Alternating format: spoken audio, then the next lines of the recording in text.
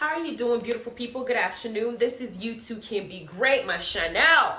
Welcome. This is the Real Housewives of Salt Lake City, Season 1, Episode 5 review.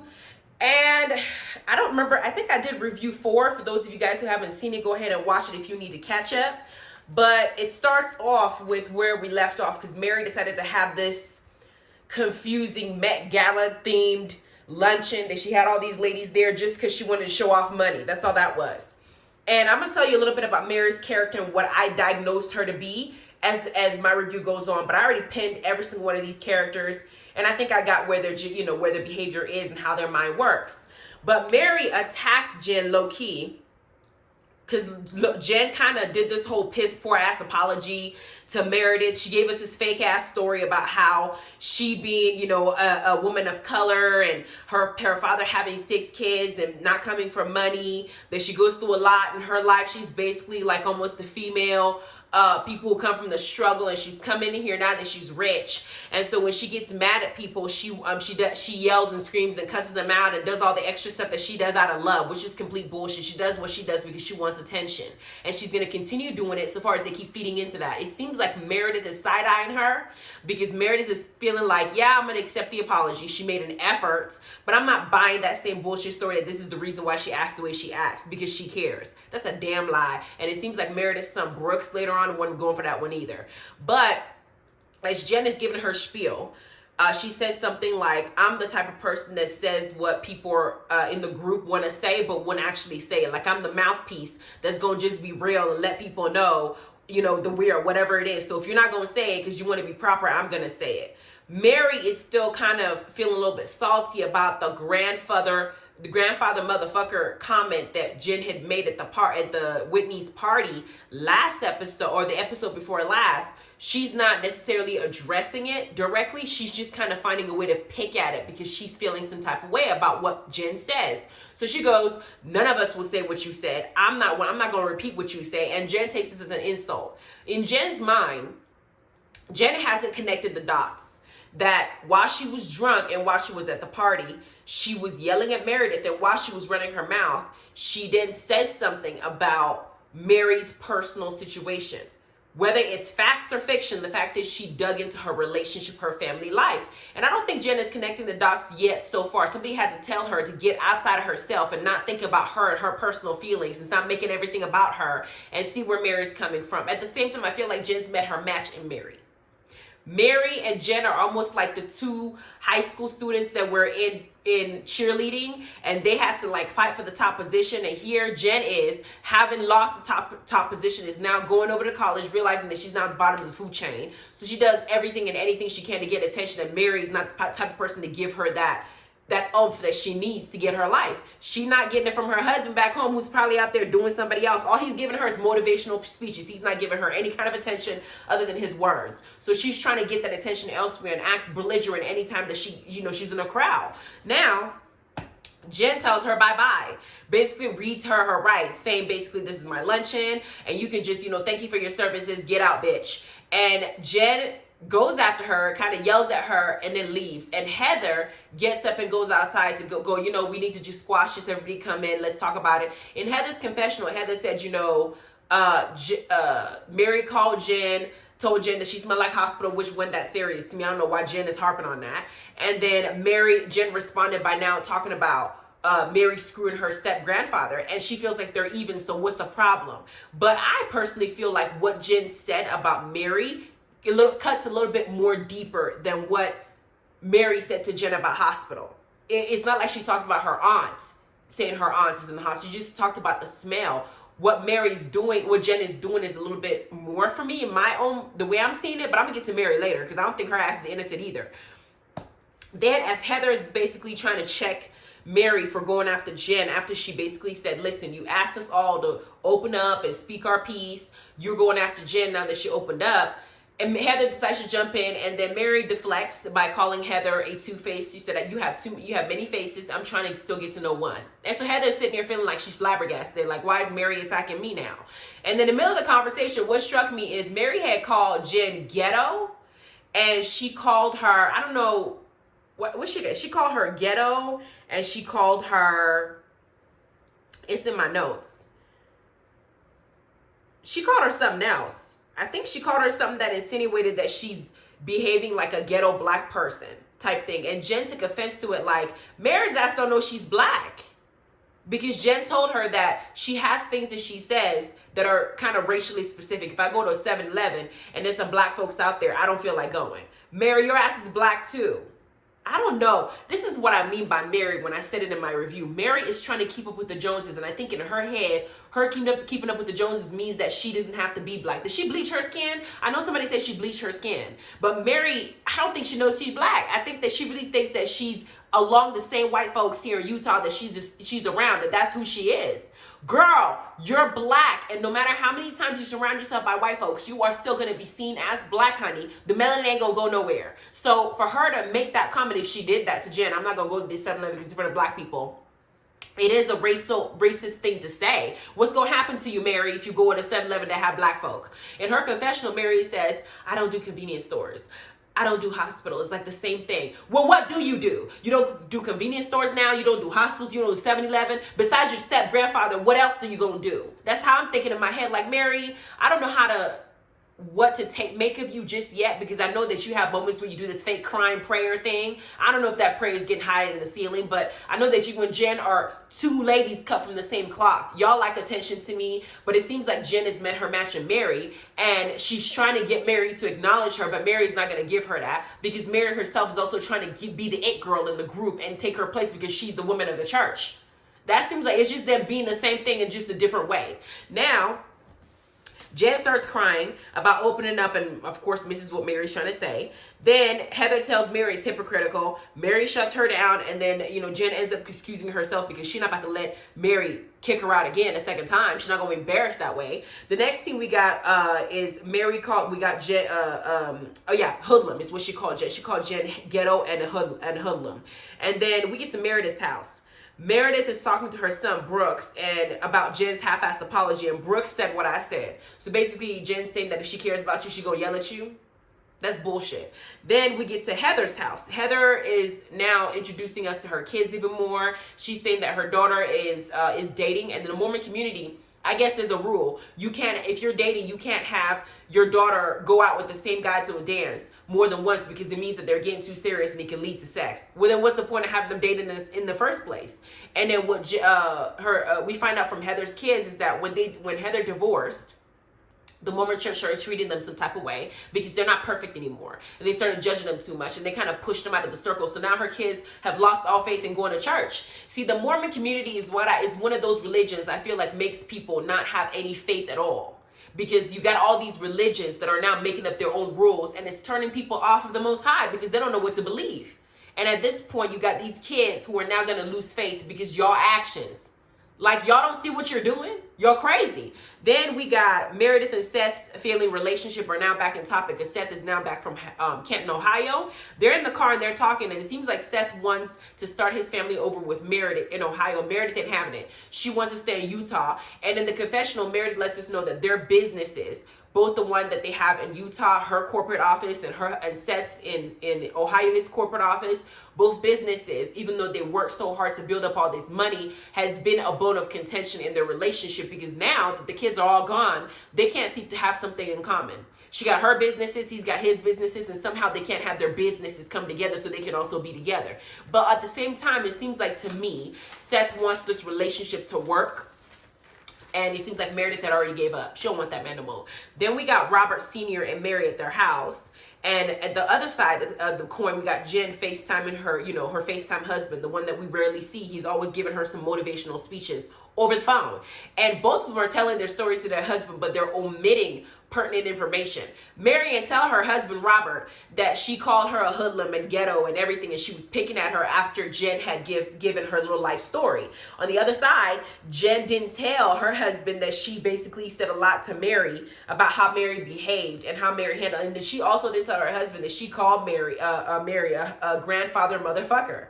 It's like they're omitting pieces of the conversation that would basically have their husbands hold them accountable for the shit that they're doing. Now, in this conversation that Mary has with Roberts, I get a little bit of a feeling of what I think Mary's going through, because we got a little bit of side tea about Mary's decision to marry her step-grandfather. She didn't told us from episode 1, that her grandmother put in her will that she wants her to have everything. To be the first lady of the church, get the house I told you that looked like her grandmama decorated like my last review. And at the same time, she also said that her grandmother wanted her to marry her step-grandfather. I don't imagine that that's something that somebody puts in a will. And it seems like, from what we see in the side T, the family thinks that the will never existed. That it was just Mary making that up. And somebody says that Mary was already fucking Robert Sr. before the grandma even passed away. And Mary feels like she's justified in her head for doing all of this because her and Robert are not blood related. Well, see, Mary, the issue is not that y'all are blood related, because I didn't step grandfather. That term step means that he's not related to you by blood. He was related to you by marriage. I perceived that the first episode when she said that. My problem was, or what I think most people are thinking, is not necessarily that they're blood related. They're thinking your grandmother used to have sex with this man. Your blood related grandma used to have sex with this man. Now you're having sex with the same man. Your grandmother, there's an age gap there between you and your grandma. And for you guys to be having sex with the same guy, would it just, the only person left is your mom should have married him, have sex with him, and then you should have, like, it just seems like there's a little bit of a mixture there. It looks some type of way. Were you hitting on the step grandfather before? I know in the later in this episode, she said that it took her 2 years before she married him. But those 2 years could have been y'all just planning the funeral, you getting together at the church now that you married him. It seems like she wanted to be the first lady of that church. Marrying Robert Sr. would have made her that. And so she ended up taking that position. She did say in previous episode that her mother and her are having a strained relationship because her mother wanted to be the first lady of the church. Did her mother make a play for Robert Sr. too? Like, it's like Mary doesn't, I feel like she feels guilty about some of the decisions that she made with Robert Sr., but she's not willing to say it. So when somebody reminds her of the decision that she's made by way of Jen's mouth, it still affects her. There's something there that is still hurting her. There may be some family ties that are, broken because of this too as well. Now, Whitney and her brother Will are jujitsu practicing. I like how Whitney is with her family because they talk about their dad's addiction, and we find out that it seems like Whitney's mom had a previous relationship, a previous marriage. She got 2 kids from that marriage. Whitney's dad had a previous relationship, got 2 kids from that marriage. And when both parents got together, Whitney was one of the product of the children after the, additional to the family. And she had bonded with all the kids. When the relationship broke apart, it became like the 2 kids that came from mom and the 2 kids that came from dad to pick the side. And so it just became like a rah-rah thing. People don't understand that kids aren't even supposed to be involved in the parents' divorce. It's supposed to be the mom and the dad, because divorce can get really ugly. And it seemed like that nonsense, it seems like the father's addiction is due to everything breaking apart. Not just his business, but he also built relationships. Their divorce did not just affect, them. It affected whatever, maybe he loved those kids and she loved them. It just became too messy. Then you add the addiction to it. And it seems like Whitney has been the only sibling that's been funding him financially for all the times that he had to go to rehab. And now that he's about to do it again, she's like, you know what, this time around, you're going to have to handle yourself because I need you to get clean. But all that on one person, it's got to be a lot. So I feel for Whitney's dad. I feel like he needs to just learn to let go. The past is the past. Mistakes are mistakes. It happened. And I think that the Mormon church and all the things that come along with it also helped put burden in their relationship in addition to them going through divorce. They're not a place of comfort you can go to when things like this happen. They make it worse with all their judgment and all the kicking out. You don't belong here, all that shit. Then we got John Barlow and Meredith Jr.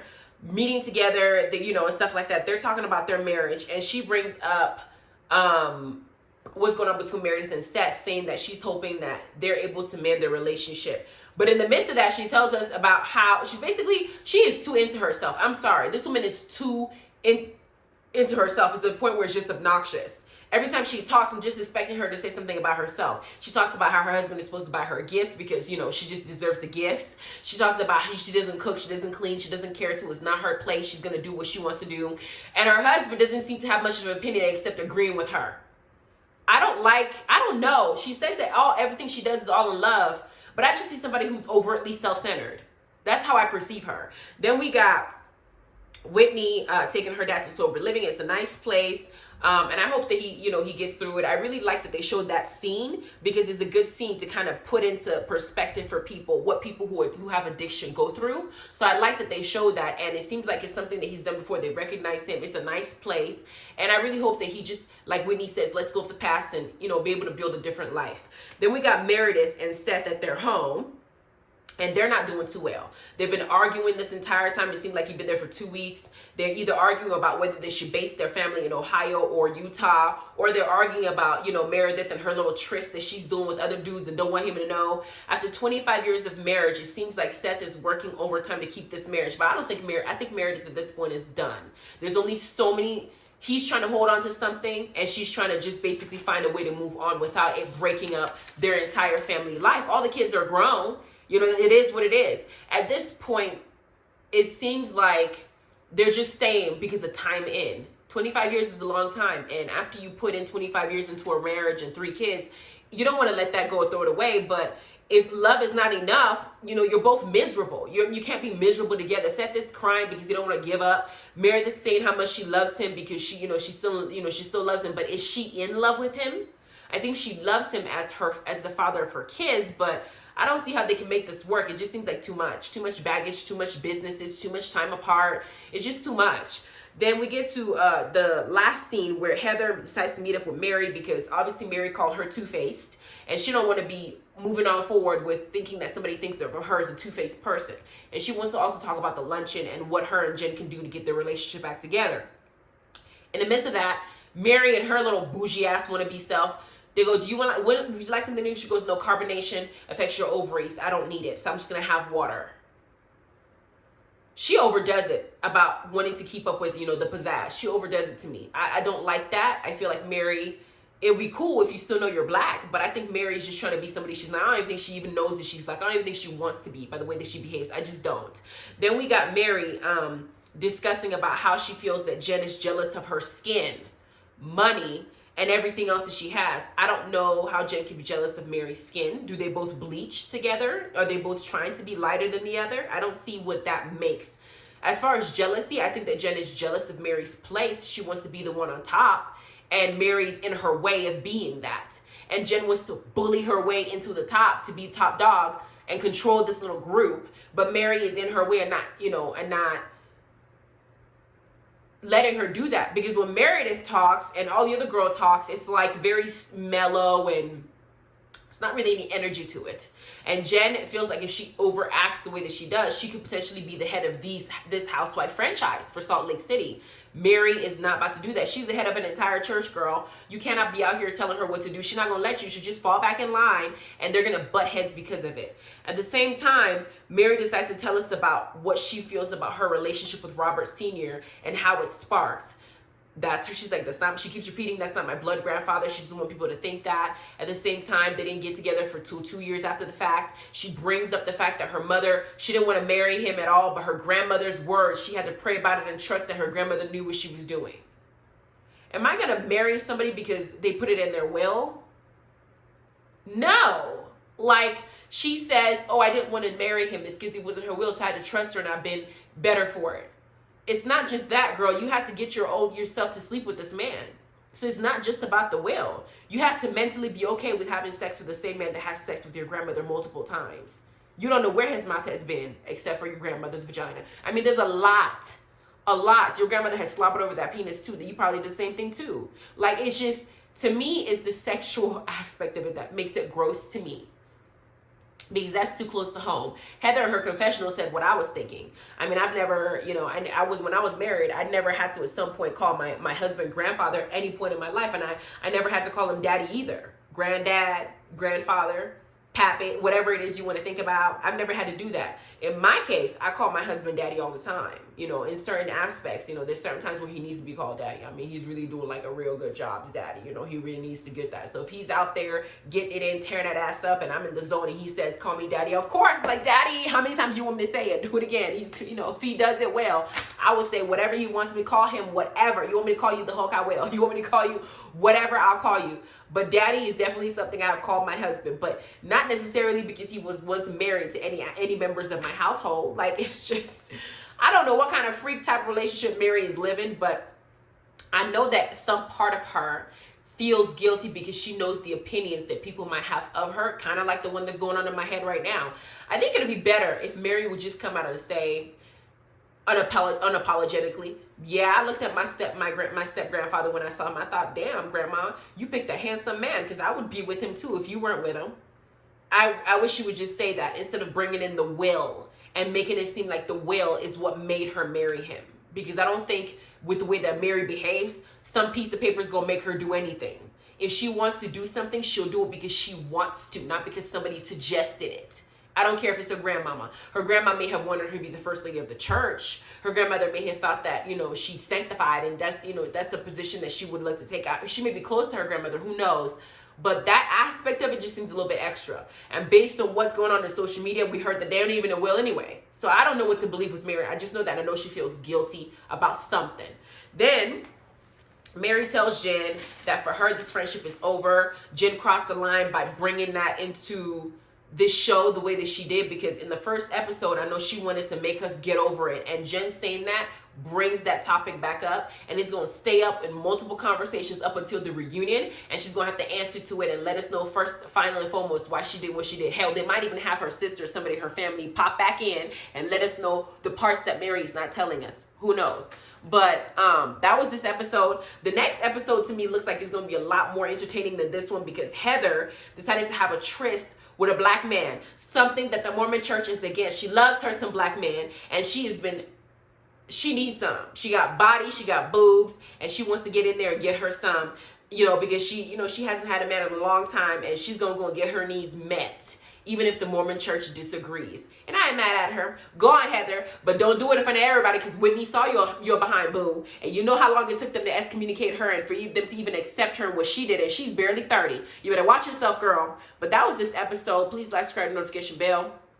I would suggest you go and see the Real Housewives of Potomac review that I did, and the Love and Hip Hop Brandy and Max review that I did about him, the little domestic violence issue that they allegedly have that was on Instagram Live. Before we move on, I am going to do the reunion review for Real Housewives of Potomac. I'm not going to miss it. And I'm also going to now continue on with Real Housewives of Atlanta. I just didn't get to do the first episode. I was too busy, too tired, and I had stuff to do, okay? You guys have a good day.